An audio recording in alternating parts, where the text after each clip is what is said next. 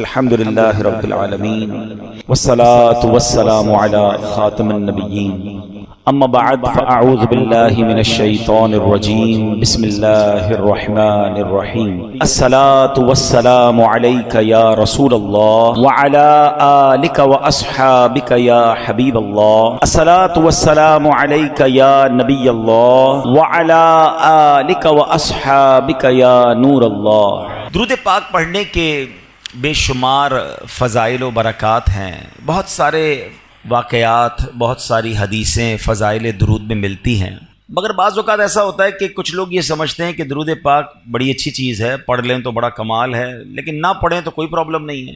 Normally درود پاک کو لوگ گرانٹڈ لے لیتے ہیں، ایسا نہیں ہے۔ درود پاک بعض موقعوں پر پڑھنا ضروری ہے، اور درود پاک سے دوری بعض اوقات ہلاکت کا سبب بن جاتی ہے۔ ایک حدیث پاک سنیے، اللہ کے حبیب علیہ الصلوۃ والسلام فرماتے ہیں جو درود پاک پڑھنا بھول گیا وہ جنت کا راستہ بھول گیا۔ درود پاک کو چھوڑنا نہیں ہے، یہ جنت میں جانے کا راستہ ہے۔ اب جو میں آپ کو حدیث سنانے جا رہا ہوں نا، اس میں مزید نہ صرف درود پاک کی اہمیت کا اندازہ ہوگا، بلکہ ماہ رمضان اور والدین، ان سب کی اہمیت کا اندازہ ہوگا۔ سرکار دو عالم نور مجسم صلی اللہ تعالی علیہ وسلم ایک بار مسجد نبوی شریف میں ممبر اقدس پر تشریف لے گئے، اور میرے آقا علیہ الصلوۃ والسلام نے ممبر اقدس پر اپنا جب پہلا پیر رکھا، قدم مبارک رکھا تو فرمایا آمین، اگلا قدم رکھا فرمایا آمین، تیسرا قدم مبارک رکھا فرمایا آمین۔ صحابہ کرام کا کمال یہ تھا کہ جب بھی وہ پیارے آقا علیہ الصلوۃ والسلام میں کوئی غیر معمولی چیز دیکھتے تھے، ان یوزول کوئی معاملہ دیکھتے تو فوراً سوال کرتے تھے۔ تو سوال کیا، حضور یہ آپ نے ہر قدم مبارک پر آمین فرمایا، اس کے پیچھے کیا حکمت ہے؟ حدیث کا خلاصہ ہے، سرکار دو عالم علیہ الصلوۃ والسلام فرماتے ہیں میرے پاس جبریل امین آئے اور انہوں نے یہ دعا کی کہ یا اللہ جو ماہ رمضان کو پائے اور اپنی مغفرت نہ کروا سکے وہ ہلاک و برباد ہو جائے۔ آقا فرماتے ہیں میں نے اس دعا پر آمین کہا۔ دوسری سیڑھی پر قدم رکھا تو جبریل امین نے دعا کی کہ یا اللہ جو اپنے ماں باپ کو بڑھاپے میں پائے اور ان کی خدمت اسے جنت میں نہ پہنچائے تو وہ ہلاک و برباد ہو جائے۔ آقا فرماتے میں نے اس دعا پر آمین کہا۔ اور تیسری سیڑھی پر جب قدم رکھا تو نبی پاک علیہ الصلوۃ والسلام فرماتے ہیں کہ جبریل امین نے دعا کی کہ یا اللہ جو نبی پاک علیہ الصلوۃ والسلام کا نام سنے اور آپ پر درود نہ پڑھے وہ بھی ہلاک و برباد ہو جائے۔ میرے آقا فرماتے ہیں میں نے اس دعا پر آمین کہا۔ اب ذرا غور کیجئے، سب سے پہلے تو یہ سمجھتے ہیں اس دعا کی امپورٹنس کتنی ہے، اس دعا کا مرتبہ کتنا ہے۔ دعا کرنے والے کون ہیں؟ فرشتوں کے سردار جبریل امین، اور آمین کہنے والے کون ہیں؟ نبیوں کے سردار صلی اللہ تعالی علیہ وسلم، جناب رحمت للعالمین۔ اٹ مینز دعا کے قبولیت میں تو کوئی شک نہیں ہے۔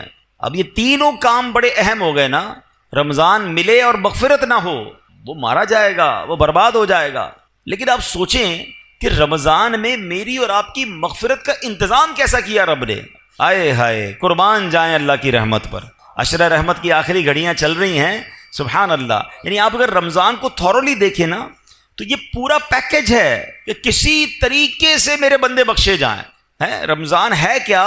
مولا علی شیر خدا کرم اللہ تعالی وجہ الکریم فرماتے ہیں اگر اللہ کو اس امت کو عذاب دینا ہوتا نا تو اس امت کو رمضان اور سورہ اخلاص عطا نہ فرماتا۔ بھئی اسی ایک روایت سے سمجھ جاؤ نا کہ رمضان کیا ہے، یہ آیا ہی بخشوانے ہیں۔ اب ذرا پیکج دیکھیں کیا ہے۔ سب سے بڑا پرابلم ہمارا، ہمیں گناہوں کی طرف کون لے جاتا ہے؟ کون لے جاتا ہے؟ شیطان، ہمارا کھلا دشمن ہے نا، ہمیشہ بہکائے گا، نماز نہیں پڑھنے دے گا، عبادت نہیں کرنے دے گا، ہمارے دلوں میں وسوسے ڈالے گا۔ جو ہمارا سب سے بڑا دشمن ہے اس کو بند کر دیا، گلی مک گئی نا۔ اگر دشمن ہی نہیں ہے تو پھر تو مقابلہ ہی ختم ہو گیا۔ اچھا، شیطان کو بند کیا، جنت کے دروازے کھول دیے، دوزخ کو تالے لگا دیے گئے، اور پھر سبحان اللہ فرمایا کہ روزہ دار کے لیے سمندر میں مچھلیاں، سوراخوں میں چونٹیاں بھی دعائیں کرتی ہیں۔ نفل کا ثواب فرض کے برابر، فرض کا ثواب 70 گنا کر دیا۔ روزانہ افطار کے وقت 10 لاکھ گناہگار جہنم سے آزاد کر دیے گئے۔ اچھا، روزانہ رات رحمت کا فرشتہ ندا دے رہا ہے، آسمان سے آوازیں لگائی جا رہی ہیں، ہے کوئی مانگنے والا اس کی توبہ قبول کی جائے، ہے کوئی مغفرت کا سوالی اس کا سوال۔ یعنی جو فقیر ہوتا ہے نا وہ سخی کے در پہ جا کر کہتا ہے کچھ دے دو آپ کی مہربانی، وہاں سے خود ندائیں ہیں کہ مانگ لو جو مانگنا ہے۔ یہ بتاؤ، بخشش کا کوئی بہانہ نہیں چھوڑا گیا ہے۔ لیکن اگر پھر بھی رمضان میں کوئی نہ بخشا جائے، جو اس مہینے میں بھی گناہ کرے، روزے نہ رکھے، نمازیں نہ پڑھے ہیں، اس مہینے میں راتوں کو گناہ میں گزارے، راتوں میں پھر برے کام کرے. اب کتنی سخت بات ہے کہ تمہارا دشمن شیطان بند کر دیا پھر بھی تم گناہوں سے باز نہیں آ رہے. اب اس میں بھی کچھ لوگوں کو وسوسہ آتا ہے کہ یار جب شیطان بند ہے تو گناہ کیوں ہو رہے ہیں؟ تو اس کی وجہ یہ علماء نے بڑی پیاری مثال دی کہ اگر آپ سائیکل چلائیں اور چلاتے چلاتے بہت دیر تک چلاتے رہے، اس کے بعد پیڈل مارنا چھوڑ دیں، پھر بھی سائیکل کافی دیر تک چلتی رہتی ہے. تو 11 مہینے جو شیطان نے پیڈل مارے نا ہم پر، تو یہ سائیکل کو بریک تو اچھا سائیکل پیڈل مارنا چھوڑ دیں پھر رکے گی کیسے؟ ایک بار روک دیں، اب نہیں چلے گی، کیونکہ جب تک آپ پیڈل نہیں ماریں گے سائیکل نہیں چلے گی. ایسا ہی ہے نا، ہم بریک نہیں مارتے. ہونا یہ چاہیے پہلی رمضان کو ہی بریک لگا دیں کہ بس اب گناہ نہیں کرنے. تمہارے گناہوں والے دوست دور، موبائل میں سارے وہ تمام گروپ سے ایگزٹ، تمام پیجز سے باہر جو مجھے گناہ کرواتے. بریک تو لگاؤ نا، پھر نہیں ہوگا رمضان میں گناہ. اگر بریک ہی نہیں لگ رہا، ہمیں دوست بھی وہی چاہیے، ہمیں موبائل میں بھی وہی دیکھنا ہے، ہمیں جناب معاذ اللہ ٹی وی میں بھی وہی دیکھنا ہے. تو آپ سوچیں رمضان میں گناہ کی پنشمنٹ بھی زیادہ ہے، اس کی سزا بھی زیادہ ہے، مگر لوگ گناہوں سے باز نہیں آتے رمضان میں. ایک حدیث سے اس کی سیویرٹی، اس کی سختی سمجھو. حدیث پاک کا مضمون ہے جو رمضان میں ایک گناہ کرے، ایک گناہ، اس کے 1 سال کے اعمال برباد کر دیے جائیں گے. ایسا نہ ہو کہ رمضان میں کروڑوں بخشے جائیں اور ہم اپنی بری عادتوں کی وجہ سے مارے جائیں. رمضان کی راتیں گناہوں کے لیے نہیں، عبادت کے لیے. رمضان کھانے پینے کے لیے نہیں، یہ تلاوت اور سجدوں کے لیے آیا. تو نمبر 1 اس دعا کو یاد رکھنا کہ نبی پاک نے آمین کہا ہے کہ جو رمضان کو پائے اور اپنی مغفرت نہ کروا سکے وہ ہلاک ہو جائے. دوسری کیا دعا تھی کہ یا اللہ جو اپنے والدین کو بڑھاپے میں پائے اور ان کی خدمت اسے جنت میں نہ پہنچائے تو وہ بھی ہلاک و برباد ہو جائے. اب سوچئے کہ ہم اپنے والدین کی کتنی خدمت کرتے ہیں. جب والدین کی بات چلی ہے نا تو چلے پہلے میں ہماری امی حضور حضرت خدیجۃ الکبریٰ رضی اللہ تعالیٰ کا بھی کچھ ذکر کر لوں کہ کیا عظیم ہستی ہیں. 10 رمضان ان کا یوم وصال ہے. کمال کی حدیث سنیے گا، بخاری شریف کی حدیث. جب پیارے آقا علیہ الصلوۃ والسلام غار حرا میں تشریف لے جایا کرتے تھے، ایک دن یہ ہوا کہ پیارے نبی رسول ہاشمی علیہ الصلوۃ والسلام غار حرا میں تشریف فرما تھے. حضرت جبریل امین بھی بارگاہ رسالت میں حاضر تھے. اتنے میں مسلمانوں کی پیاری امی جان رسول اکرم صلی اللہ تعالی علیہ وسلم کی زوجہ محترمہ حضرت خدیجۃ الکبریٰ رضی اللہ تعالیٰ عنہ دور سے آتی ہوئی نظر آئیں. آگے کیا ہوا؟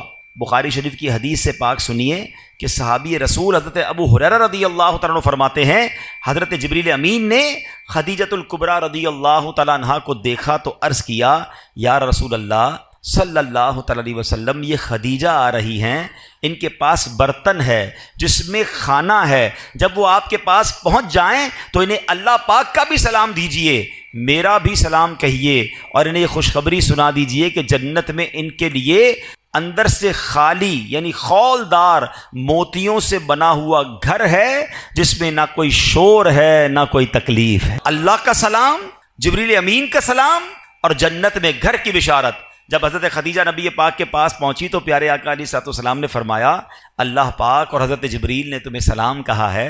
تو اس کا جواب دیتے ہوئے حضرت خدیجہ نے کیا کہا؟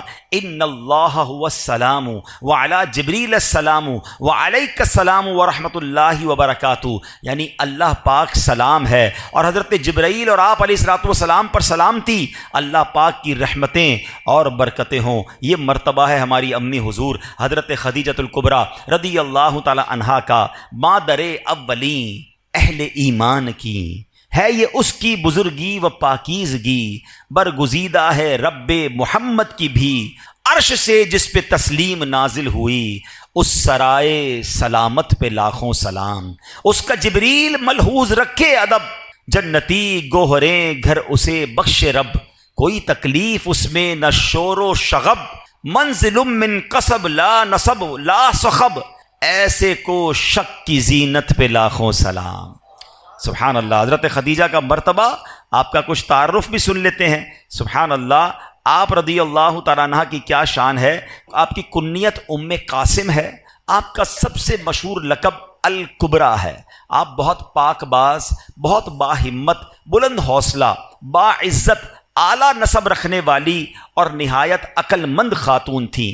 آپ کے اعلیٰ اوصاف و کمالات کی کیا شان ہے کہ زمانہ جاہلیت میں بھی آپ کو طاہرہ یعنی پاکیزہ خاتون اور سیدۃ قریش یعنی قریش کی سردار خاتون کے لقب سے پکارا جاتا تھا. اسلام کا اعلان نہیں ہوا، اس سے پہلے کی بات ہو رہی ہے۔ حضرت خدیجہ کا ایک بڑا پیارا لقب صدیقہ بھی ہے۔ نبی پاک علیہ الصلوۃ والسلام نے فرمایا ہذہ صدیقۃ امتی، یعنی یہ میری امت کی صدیقہ ہیں۔ ایک اور خوبصورت بات کہ پیارے آقا کے 7 اولاد ہوئیں، یاد رکھیے گا 7 بچے ہیں نبی پاک علیہ الصلوۃ والسلام کے، 4 شہزادیاں حضرت زینب، حضرت رقیہ، حضرت ام کلثوم اور بی بی فاطمہ رضی اللہ تعالی عنہن، اور 3 شہزادے حضرت قاسم، حضرت عبداللہ اور حضرت ابراہیم۔ ان میں سے صرف حضرت ابراہیم جو تھے وہ حضرت ماریہ قبطیہ رضی اللہ تعالیٰ عنہ کے شہزادے ہیں، باقی ساری اولاد نبی پاک علیہ الصلوۃ والسلام کی وہ حضرت خدیجہ رضی اللہ تعالیٰ عنہ سے ہے، یہ یاد رہے۔ ایک اور خوبصورت بات کہ جب نبی پاک علیہ الصلوۃ والسلام نے ان سے نکاح فرمایا، پیارے آقا کی عمر مبارک 25 سال تھی، اور جب تک بی بی خدیجہ دنیا میں ظاہری حیات میں رہیں، میرے آقا علیہ الصلوۃ والسلام نے کسی اور سے نکاح نہیں کیا۔ اور ایک اور شاندار بات کہ تمام دنیا کے سیدوں کی، حسنی حسینی سیدوں کی جو نانی جان ہیں وہ حضرت خدیجۃ الکبریٰ رضی اللہ تعالیٰ عنہ۔ 65 سال کی عمر میں 10 رمضان المبارک 10 سن نبوی آپ کا وصال مکہ مکرمہ میں ہوا۔ آج بھی آپ کا مزار جنت المعالی مکہ مکرمہ میں موجود ہے۔ اللہ کریم تربت حضرت خدیجہ پر اپنی کروڑوں رحمتوں کی بارش نازل فرمائے اور ہم سب کو ان کے فیضان سے مالا مال فرمائے۔ آپ ایک رول ماڈل ہیں۔ پیارے آقا علیہ الصلوۃ والسلام کی زندگی کا جو سب سے ٹف ٹائم تھا نا، وہ اسلام کا جب اعلان ہوا تھا۔ اس سے پہلے تو لوگ بڑا پیار کرتے تھے نا، آپ کو صادق اور امین کہتے تھے، مگر جب نبی پاک نے اعلان نبوت کیا تو اس کے بعد اپنے پرائے ہو گئے، جان کے دشمن ہو گئے۔ مگر آپ کی زوجہ حضرت خدیجہ نے جو نبی پاک کو حوصلہ دیا، جو آپ کا ساتھ دیا، پیارے آقا علیہ الصلوۃ والسلام اپنی زندگی کے حیات طیبہ کے آخری لمحات تک حضرت خدیجہ کو یاد کرتے تھے کہ خدیجہ نے مجھے اس وقت ساتھ دیا جب میرا کوئی ساتھ دینے والا نہیں تھا۔ تو یہ بات سیکھنی چاہیے ہماری ماؤں بہنوں کو کہ اگر گھر میں مرد کسی مشکل میں ہے، پریشانی میں ہے، تو ہمیں اس کا ساتھ دینا ہے، تانے نہیں دینے، ٹینشن نہیں دینی ہے۔ اور یاد رکھیں میری وہ بہنیں اور مائیں جو مشکل وقت میں اپنے شوہر کا، اپنے بھائی کا، اپنے والد کا ساتھ دیتی ہیں، وہ اللہ انہیں سکھ کے دن ضرور دکھاتا ہے۔ اور جو ہم نے سنا حدیث، پھر آتے اس دعا کی طرف، حضرت جبریل نے دعا کی کہ جو اپنے ماں باپ کو بڑھاپے میں پائے اور مغفرت نہ کروا سکے وہ ہلاک ہو جائے، تو اس سے سوچنا یہ ہے، اس سے سمجھنا یہ ہے کہ ماں باپ کی کتنی خدمت کرنی ہے، ماں باپ کی کتنی دعائیں لینی ہیں۔ میں آج ایک تحدیث نعمت کے لیے، شاید کسی کو یہ بات ترغیب کے لیے مل جائے، اس لیے بیان کرنے جا رہا ہوں۔ میرے ابو جان تقریباً 30 محرم کو آپ کا وصال ہوا، اللہ پاک ان کی بے حساب مغفرت فرمائے۔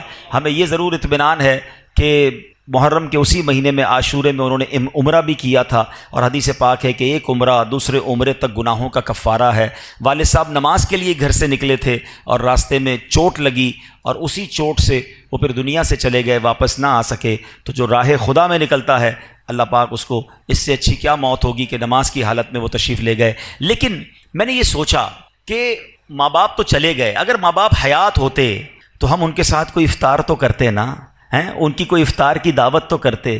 تو میں نے اور میرے بھائی نے مشورہ کیا کہ اب نہ امی ہیں نہ ابو ہیں، ان کی مسجدیں تو ہیں، تو کیوں نہ ہم وہاں جا کر قرآن خوانی کر کے ایک افطار اجتماع ان کے ایصال ثواب کا کریں، تاکہ ان کی روح کو ثواب پہنچے اور قبر میں بھی انہیں احساس ہو کہ انہیں بچے ان کے بھولے نہیں ہیں۔ یہ بات میں نہ کرتا، مگر میں اس لیے اس طرح کی بات کر رہا ہوں کہ شاید وہ لوگ جن کے ماں باپ چلے گئے ہیں ان کو ترغیب ملے کہ خدا کی قسم آج اگر آپ کے پاس ماں باپ ہیں، واللہ یو آر سو لکی، جس کے پاس ماں باپ بھی ہیں اور رمضان بھی ہے، آئے ہائے ہائے، اور کیا چاہیے تمہیں کہ ماں کے ساتھ افطار کرتے ہو، والد کے ساتھ افطار کرتے ہو، ماں کی دعائیں تمہارے ساتھ ہیں اور رب کی رحمتیں برس رہی ہیں، اس سے اچھی تو کوئی بات نہیں ہے۔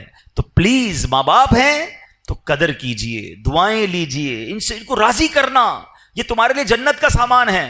حدیث پاک کا مضمون ہے جن سے ان کے ماں باپ راضی ان سے ان کا رب راضی، اور اگر ماں باپ ناراض تو رب ناراض، انہیں ناراض نہ کرنا، ہمیشہ خوش رکھنا۔ اور اگر ماں باپ چلے گئے ہیں تو انہیں بھولا نہ کرو، کسی نہ کسی بہانے انہیں تحفے پہنچایا کرو۔ ہم کیا تحفہ پہنچا سکتے ہیں؟ اب تو ان کو کوئی پیسے تو نہیں دے سکتے، کوئی سوٹ پیس بھی نہیں دے سکتے، مگر دعائیں تو دے سکتے ہیں۔ ثواب تو پہنچا سکتے ہیں. ہر بندہ اپنی حیثیت کے مطابق کرے. ضروری نہیں کہ آپ بہت بڑا افطار اجتماع اماں جان کے لیے کریں گے تو ہی ثواب پہنچے گا, پوری مسجد بنائیں گے. ہر بندہ اپنی حیثیت کے مطابق. آپ مسجد میں ایک اینٹ لگا دیں اگر آپ کی جتنی حیثیت ہے. آپ 2 کھجوریں کسی کو کھلا دیں کہ یہ میرے ابو کے نام کی ایک کھجور, یہ میری والدہ کے نام کی ایک کھجور. انہیں پتہ تو چلے, انہیں ان کی روح کو احساس تو ہو کہ بچوں نے یاد رکھا ہے, بھول نہیں گئے, بھولی بسری داستان نہیں بن گئے ہم. اور آج آپ اپنے ماں باپ کو یاد رکھیں گے, کل آپ کے بچے آپ کو مرنے کے بعد یاد رکھیں گے. تو یہ سلسلہ آگے بڑھنا چاہیے. ماں باپ کی وجہ سے ہم جو کچھ ہیں آج ہیں. اللہ جو ہمیں عطائیں فرما رہا ہے, انہوں نے دن رات ہمارے لیے دعائیں کی ہیں, تو ہمیں ان کی قبر میں انہیں راحت پہنچانی چاہیے. وقتاً فوقتاً انہیں تحفے بھجوانے چاہیے. عید آتی تھی تو ماں کو سوٹ پیس دیتے تھے نا, ماں کو تحفہ دیتے تھے. اب نہیں دے پا رہے تو کوئی مسجد میں صدقہ جاریہ والا کام کر کے امی کو ثواب پہنچا دیں, کسی غریب کا بھلا کر دیں. نیت یہ کریں کہ میں اپنے ماں باپ کے لیے کر رہا ہوں. آپ کو پتہ ہے ماں باپ کے لیے ایصال ثواب کرنا کتنی بڑی نعمت ہے. جو بچہ اپنے ماں باپ کے لیے حج کرتا ہے نا, یعنی اگر فرض حج پہلے کر لیا, اب نفلی حج کرنے جا رہا ہے اور نیت کرتا ہے کہ میں اپنے والدین کے لیے کر رہا ہوں, تو حدیثوں میں یہ الفاظ آتے ہیں کہ ماں باپ کو تو حج کا ثواب ملے گا, اس بچے کو 10 حج کرنے کا ثواب ملے گا. کمال کی ہستیاں ہیں, ان کی وجہ سے ہمارا ثواب بھی ملٹی پلائی ہو جاتا ہے. تو پھر کیوں انہیں بھولیں, خوب ایصال ثواب کریں, ان کی قبر پر جایا کریں. اور تیسری حدیث پاک کا جو جز تھا, تیسری دعا تھی کہ اللہ کے نبی علیہ الصلوۃ والسلام نے فرمایا کہ جو پیارے آقا علیہ الصلوۃ والسلام کا نام نامی سنے اور درود پاک نہ پڑھے وہ بھی ہلاک و برباد ہو جائے گا. تو خوب درود پاک پڑھیں, خوب درود پاک پڑھیں. اس مہینے میں درود پاک پڑھنے کی عادت ڈالیں. علماء نے یہ بڑا آسان کر دیا ہمارے لیے کہ اگر ہم کبھی نبی پاک علیہ الصلوۃ والسلام کا نام سنیں اور درود پڑھنا بھول گئے تو علماء کہتے ہیں دن میں ایک مخصوص تعداد میں درود پاک پڑھ لیا کرو, 100 بار, 200 بار, 300 بار. تو پورے دن میں جتنی بار بھی نام نامی سنا ہوگا, لیا ہوگا, درود نہیں پڑھ سکے, تو اب جو یہ پڑھو گے یہ پڑھنا قائم مقام ہو جائے گا. تو اللہ کریم سے میں دعا کرتا ہوں کہ رب کریم ہمیں ماہ رمضان کی قدر نصیب فرمائے, اپنے والدین کی قدر نصیب فرمائے, ہمیں درود پاک کی کثرت کرنے کی توفیق عطا فرمائے. رمضان میں تراویح میں جینا چرایا کریں. کچھ لوگوں کو دیکھا ہے شروع میں 3-4 دن آتے ہیں پھر غائب ہو جاتے ہیں, یا 2-5 روزہ 10 روزہ تراویح پڑھ کے سمجھتے ہیں تراویح معاف ہو گئی ہے. تراویح سنت مؤکدہ ہے. آپ کو پتہ ہے تراویح کا ثواب کتنا ہے؟ رمضان میں ہر سجدے پر اللہ کریم 1500 نیکیاں عطا فرماتا ہے. ہر سجدے پر جنت میں سرخ یاقوت کا ایک گھر عطا کیا جاتا ہے. ہائے ہائے ہائے, اتنی اللہ نے رحمتیں آسان کر دی. پھر ہم تراویحوں سے بھاگ جاتے ہیں. تراویح بھی پڑھیں, نوافل بھی پڑھیں, تہجد بھی پڑھیں, اللہ توفیق دے اشراق چاشت بھی پڑھیں, رغبت کریں. یہ وقت آیا. آپ کو پتہ ہے پچھلے رمضان میں کئی لوگ ہمارے ساتھ تھے, کیا پتہ اور آج نہیں ہے, کیا پتہ اگلے رمضان میں ہم نہ ہوں. تو اس رمضان کو اپنا آخری رمضان سمجھیں اور خوب عبادتیں کر لیں. یہ بخشوانے آیا ہے تو کر لیجئے جتنی نیکیاں کرنی ہیں. اور آخر میں عرض یہ ہے کہ اس مہینے میں سخاوت بھی کیجیے اپنی حیثیت کے مطابق. اپنے غریب رشتہ داروں کی مدد کیجیے, دیگر مسلمانوں کی مدد کیجیے. اور اس کے بعد میری گزارش ہے اپنی دعوت اسلامی کا بھی ساتھ دیں. اللہ پاک عمل کرنے کی توفیق عطا فرمائے. اللہ پاک اس مہینے کی برکتیں ہم سب کو نصیب فرمائے. صلو علی الحبیب.